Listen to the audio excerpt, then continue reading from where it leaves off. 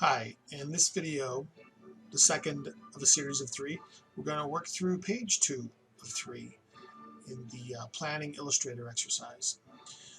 This page is simpler in some ways than page 1. It's a lot less drawing, but there's a couple of tricks that are going to make it easier, and these are things that it's really good to know moving forward. Let's take a look. First thing we should do is familiarize ourselves with work that we're trying to copy. You'll recall it's got an aerial photo. There's some areas of, let's say highlighting, but it's almost like dark lighting. We're showing some shapes with some transparency. Then we've got these dashed lines. That's going to be part of what we'll learn to do here, as well as get more comfortable with the path tool, because you'll have to use, the pen tool. You'll have to use the pen tool to create these train routes. And then finally, we've got a legend. A little bit maybe quick and dirty on this. It's important not to rush that. We could probably improve it. It feels a little crowded, does it not? Things are just a little bit jammed in down there. And we'll look at these circles and ellipses and bullseyes and all that kind of stuff that we're seeing here. So step one, let's get our aerial cut. And this is exactly like we did it before. And we'll pull this out of Google Earth. And I've already zoomed to the appropriate area. I'm keying in on the harbor. I'm keying in on this this rail yard here where these trains come together. Here's the harbor. What is that? Monroe Harbor, I think. I should know. I used to keep my boat there. And here's the rail yard. So this is plenty of coverage, more than enough. Remember, just hit R to put you in absolute plan view. Make sure you don't have any weird perspective going. It's easy to introduce perspective when you pan and zoom around a lot. Then I'm going to go to File, Save, and save out that image. Maximum resolution, why not? Map options, we'll turn off everything we don't need, and we don't need anything. All I'm interested when I export from Google Earth is in the photo. I don't want any of the other stuff associated with it. I'll go ahead and save this image.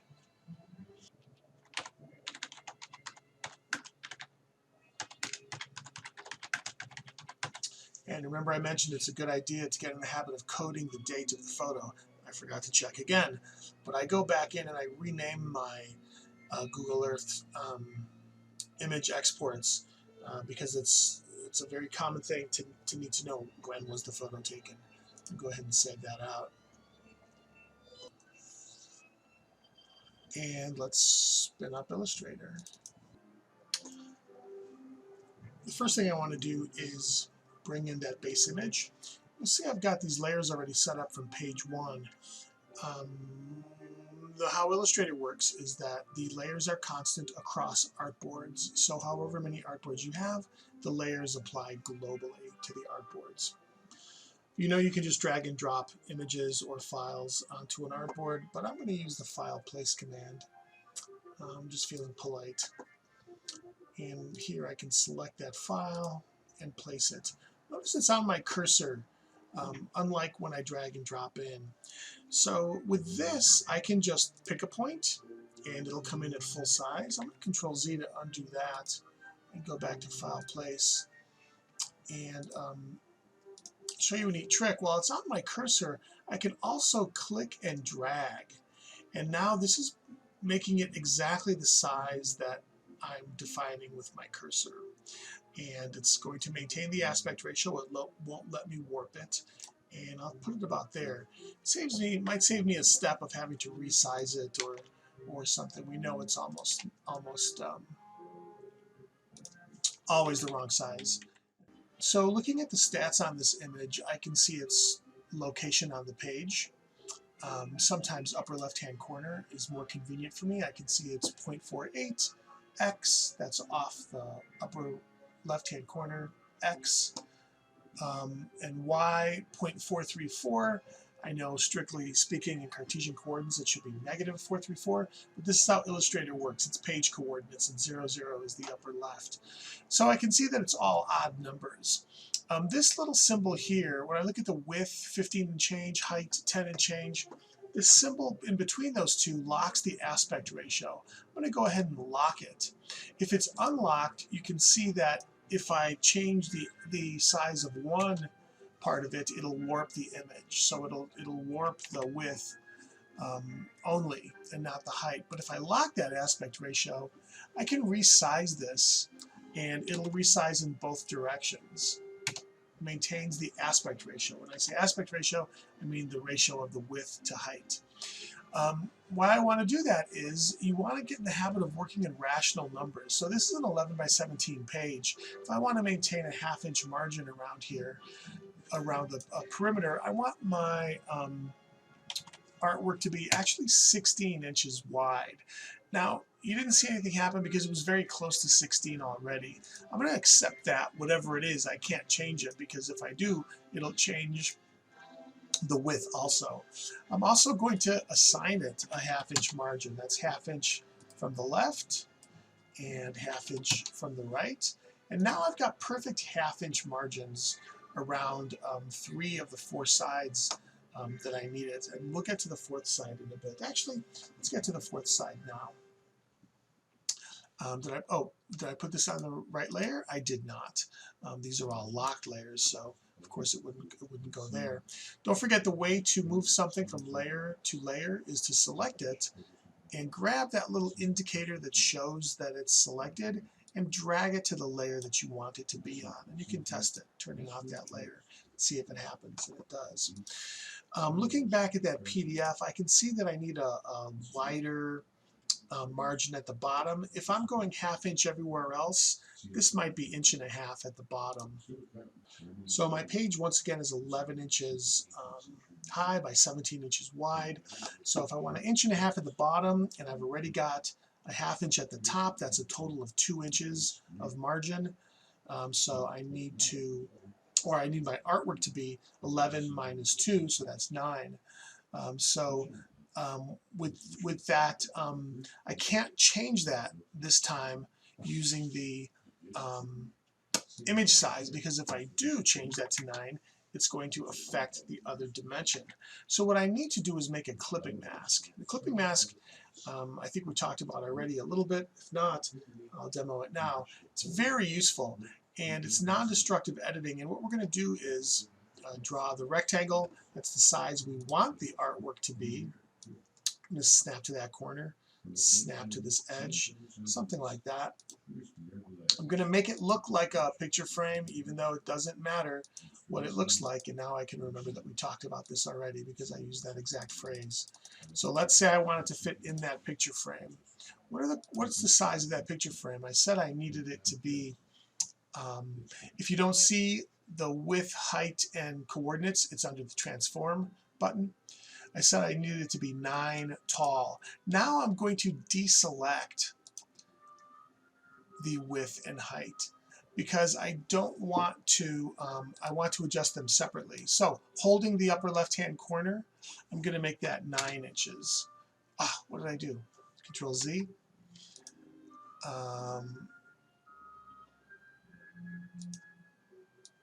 Height 9 inches. There we go. Must have had it selected. So here's what I was thinking: 1.5 inches and a ½ inch everywhere else. Actually, it's looking like I need a little more space at the bottom. Let's transform that again, and let's make this 8.5. My God, I'm all over the place. Okay, that's going to give me plenty of margin at the bottom, and I can move this picture within the frame. For example, this river, I shouldn't be seeing the river, right? I should just see the edge of this harbor.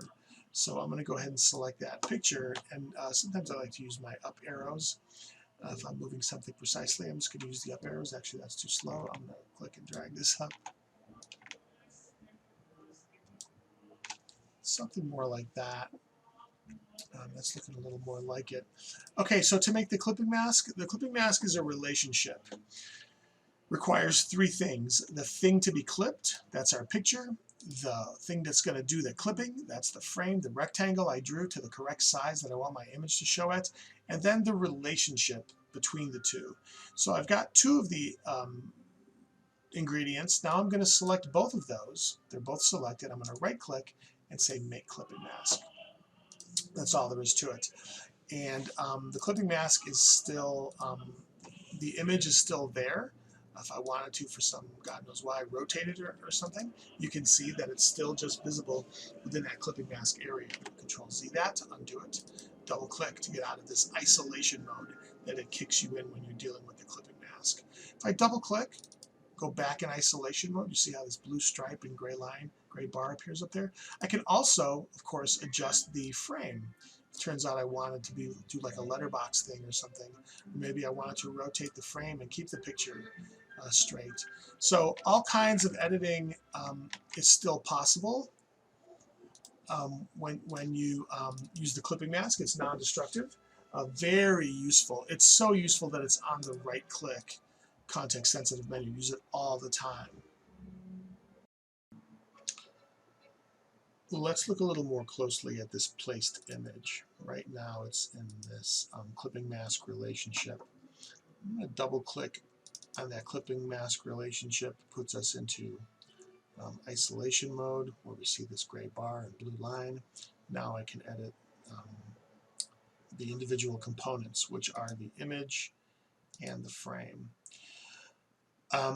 This image, when I select it, keep in mind there's two ways you can treat files that are placed into Illustrator. It can either be separate, a separate distinct file that's reloaded each time this Illustrator file is opened. It goes and looks for it and loads it, current version of it, or it can be part of the Illustrator file. It can be what we call embedded into this Illustrator file. Both versions, both methods have their pros and cons. Sometimes it's nice to keep it separate.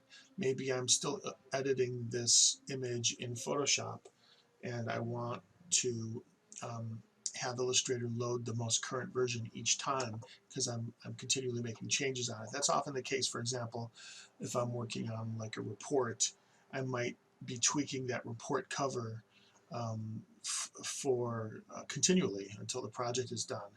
And I want to keep the current version loaded, so I would not want it as part of my Illustrator file, or same concept holds true for InDesign. Often when you're working on lab computers, or you know you're going to be jumping around from machine to machine, it's advantageous to have the image part of the Illustrator file. And to do that, you need to embed the image. Notice when this image is selected, my context-sensitive ribbon at the top gives me the option to embed. And once it's embedded, the only option is to unembed. And if I do that, it's going to ask me where I want to place this image. The other reason that I embedded this image just now, aside from making it convenient that it's part of this file, is that if I want to edit this, the color of this image, it has to be embedded. So for the next command I'm going to do, it only works on embedded images. So with this image embedded, I can change the color within Illustrator. Typically I would do this type of photo editing in Photoshop, but for something as simple as changing the color mode, for our purposes right now it's fine and pretty convenient. So with the image selected, and again I'm in isolation mode because I want to edit one aspect of that clipping mask relationship. I think it's under Edit, pull down, Edit Colors, and I'm just going to convert to grayscale. And how's that looking? Looks like it's a little lighter, maybe. So the quickest way to lighten something up is to give it some transparency. Now this doesn't work, of course, when you have something under it, because you're going to start to see through it. But since I know this is the bottom layer, I'm fairly confident lightening this up by giving it some opacity. That's maybe a little too much. I'm going to back off a little. That looks okay. When I'm done with the editing of this relationship, I'll double click outside of it and I'm back in regular mode here. And I've got my, my gray base map. Looks pretty good. Okay, what I need are a couple of areas of darkness, and you can see this is just a shape that I'm making with the clipping with a pen tool, and I'm going to give it some transparency. I'm going to make a new layer for that, and I'm just going to call this I think that's West Campus, right? Is it? I think it is. What is it actually? What do we got here?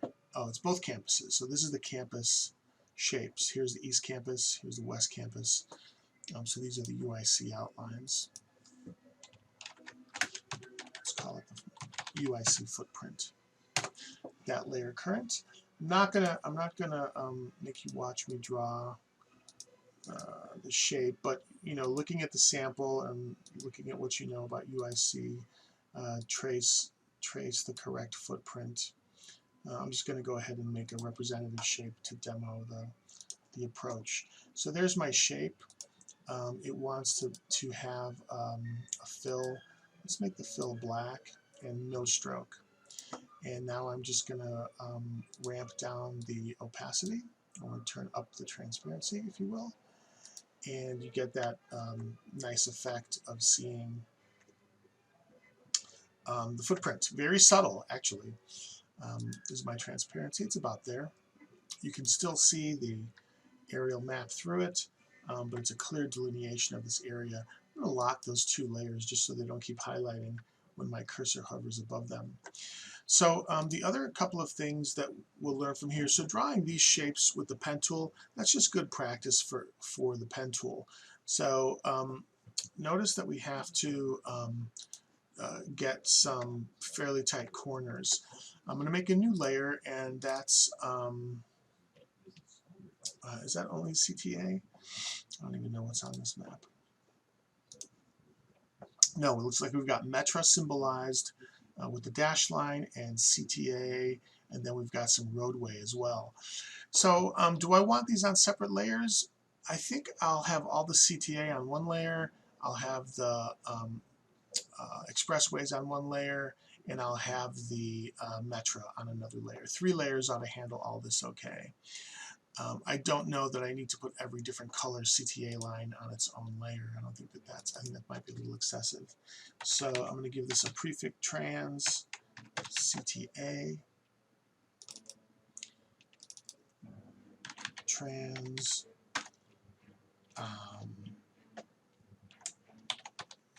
let's call it highway, and trans for transportation, Metro. And I think the CTA wants to be on top in that draw order. Remember, layer order equals draw order. I'm going to make that CTA layer, keep that current, and using the pen tool, recall how we turn that corner is to, with the pen tool, if we just pick a point, we'll have a corner handle. If we click and drag, we get this curved handle, right? I'm going to go ahead and set my drawing settings to no fill, and it's like a pink line and relatively fat actually. Delete that. I'm going to try my construction again. So if we just pick a point, we get these square corners, but if we click and drag, we get these curved. So if I just want to turn a corner, it's going to be a pick point. I'm going to click and drag, and I'm actually going to hold down Shift to make this perfectly horizontal. And then I'm going to eyeball my next corner and hold down Shift. I'm trying to get a perfect radius in there, and that's not too bad. Now I'm going to hold down Shift again, so I'm perfectly orthogonally above that. So that's the technique to use to draw these shapes like this. So it's a square corner, it's a smooth corner, and a square corner. That's really all there is to it.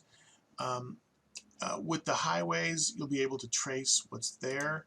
It's the same technique, only a different color, and obviously you want to keep that on a different layer.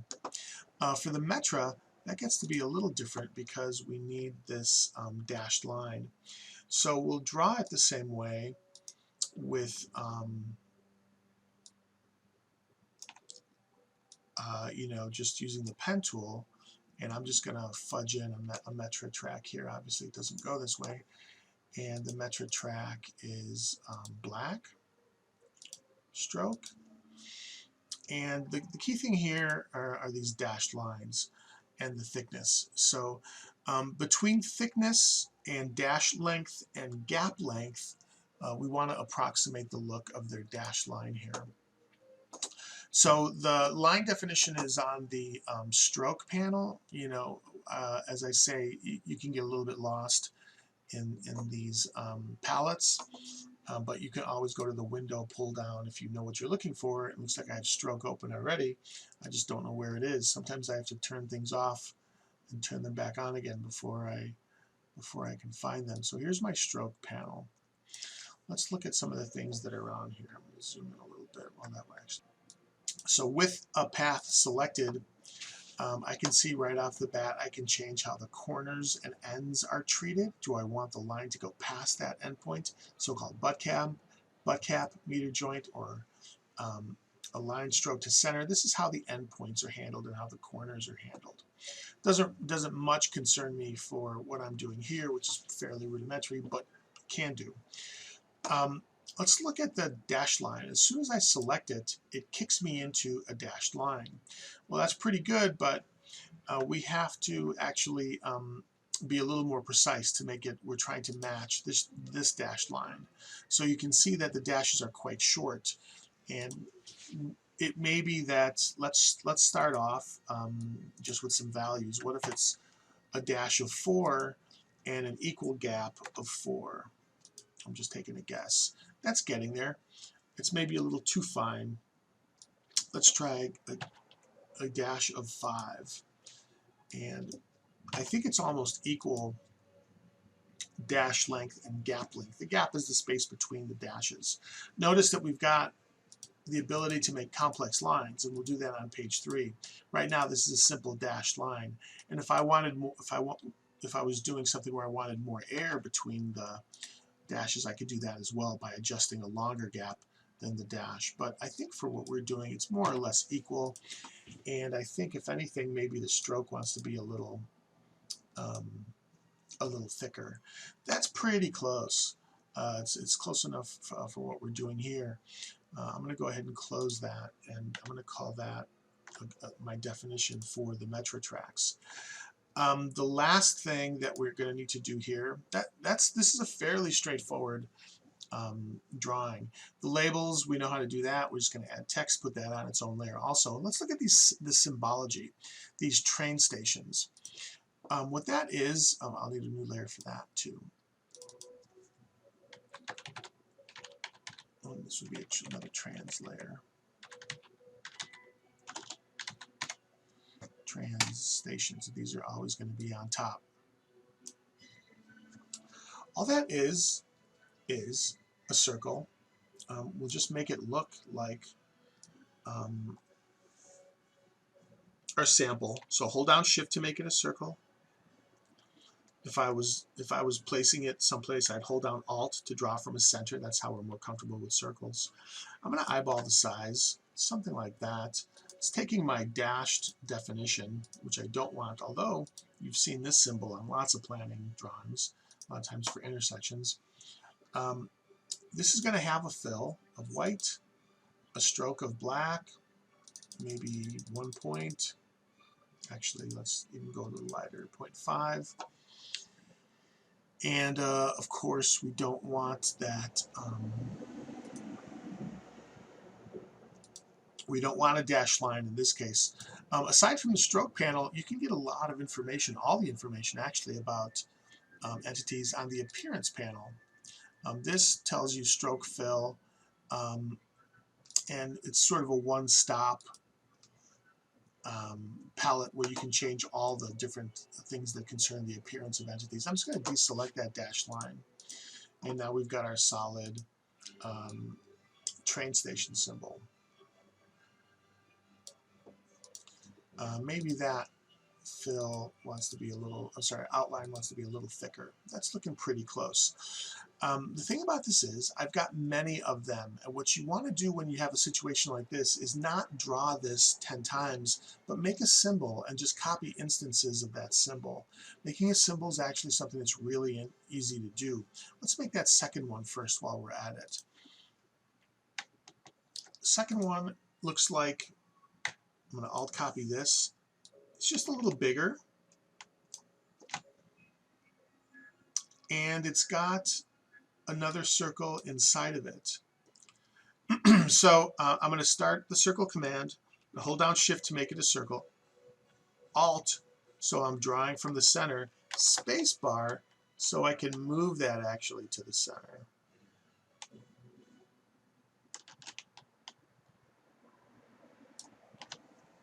And then I'm going to go ahead and give that a fill.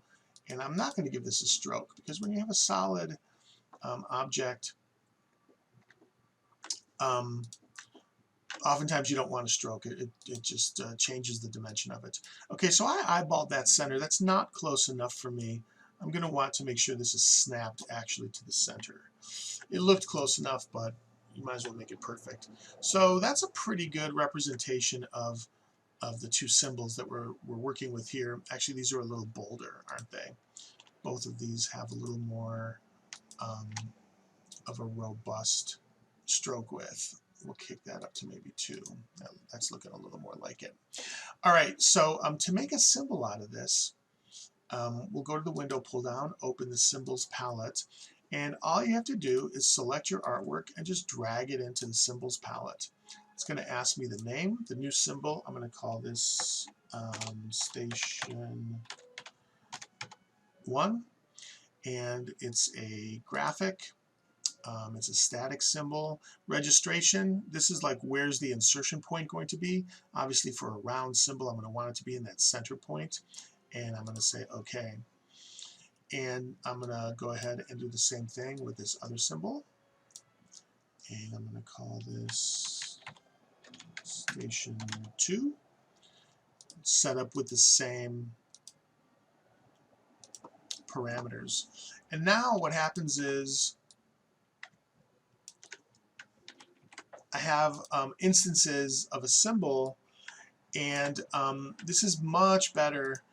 Aside from just being easier, it's a better way to go, because I may lay out my entire map and then realize, oh, you know, I wanted these are all just a little too small. I want them to be bigger.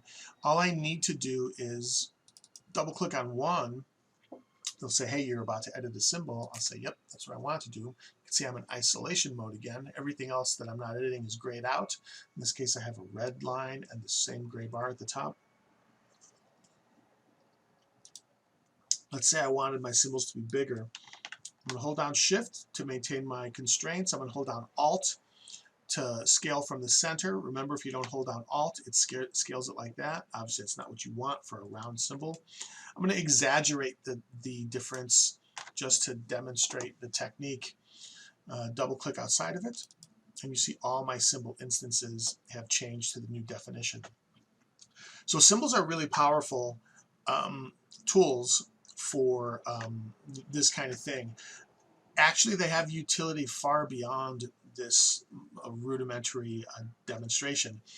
I'll use symbols, for example, if I have a title block.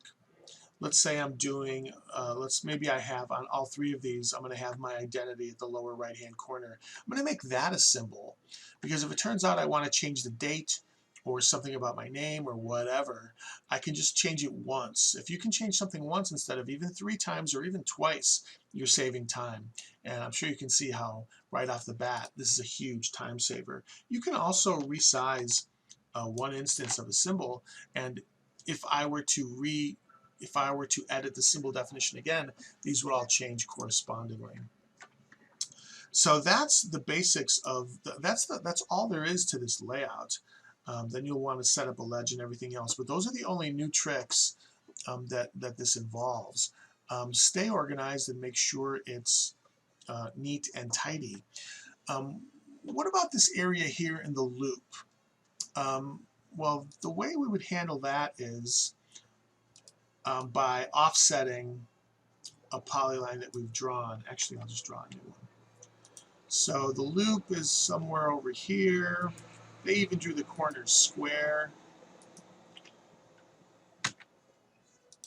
And notice how nice and neat those lines were laying up on each other.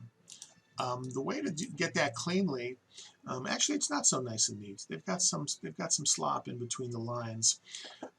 If you needed them to be nice and neat, you can use an offset command and get the path exactly next to itself. So I'm going to select that, and we need to keep track of the stroke width. Right now it's 7. For the purposes of this, I'm going to make it 10, just because it's an easier number to keep track of. So if I use the object path offset path command and the preview button, this tells me what the offset is. I can offset it in any units that I want. So I'm going to key in points. That offset I keyed in 10 points. So the line is 10 points in width. Obviously my calculation was wrong. What if I offset it 5 points? So I've got to take into consideration the width of the stroke as well. So there's a perfect offset. Turns out 5 points. And what I'm doing, I'm typing in 5 PT. You could calc points to inches if you want to. There's 72 points to an inch. But at any dialog that's asking for a measurement in any Creative Cloud application, if you just specify the points as part of the command, it'll take it and convert it to whatever. So that is it. And if I look at my here's my original, and here's my offset. And what I need is this offset in separate pieces. I don't want this right now. This is one piece. But what I want are 2 more of these. I want 2 more of those U's. Well, the quickest way, what I need to do is delete these end pieces, right? The quickest way to do that is to use the direct select tool. Just pick on the segment that you want to get rid of and hit delete. I'm going to just click on that segment and hit delete. And now I've got separate pieces here. So maybe this is my red line, and maybe this is my blue line. And oh, looks like my offset command was not quite right because I didn't offset quite enough. Now it can get confusing with these widths. What might make it easier, knowing that I want to be at 10 feet, I'm going to kick the width down so I could actually see the different pieces of the path, and it's a little easier to do. So I want to select this top part and hit delete, this top part and hit delete. Now I think I've got what I'm looking for. If you're confused by this, it's okay. Just give it a try. It's you can see I sort of know this stuff. I do know this stuff, and it's still a bit of trial and error on my part. So I'm going to go ahead and select these 2 paths, kick the stroke back up to 10, and there we go. That's what I was looking for. Perfect offset with no light in between them. So play with that. This is hard to see because the colors are so similar, but you can see that that is a tight offset. Theirs was a little sloppy. You can eyeball it too, but if by knowing the width, taking that into account when you do an offset, keep in mind that offset's on both sides, so you'll need to delete the pieces you don't need. You may have, if you were watching closely, you'd notice that I had a piece that I didn't need. I'm going to delete that. And so that's the technique there. And there's all the tools you need to make this next page. The rest of it's pretty straightforward. As a reward for those of you who watched this all the way to the end, You might think that it's important you know how to draw symbols because they have use beyond this, but this seems like a common symbol. Hard to believe there's not one. I can't just find one. That's kind of cool. There's a lot of cool symbols in here. And lo and behold, if I go to the upper right hand menu and open a symbol library, there is one called maps. And oh, doesn't this look familiar? So it looks like at Booth Hansen, they were concerned about productivity, as we all are. They use the pre-made map symbols and just resize them as needed. And that's certainly something you can do. That's smart, but it's important also that you know what symbols are and what they're used for. Yeah, if in the real world, if the symbol exists, of course you would use it. Why would you waste time drawing something?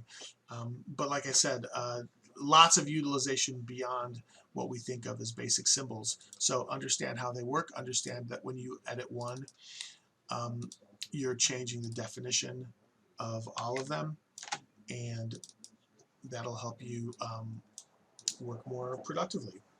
Okay, I think we'll wrap up there. I think these are the tools you'll need to make this page 2, and thanks for watching.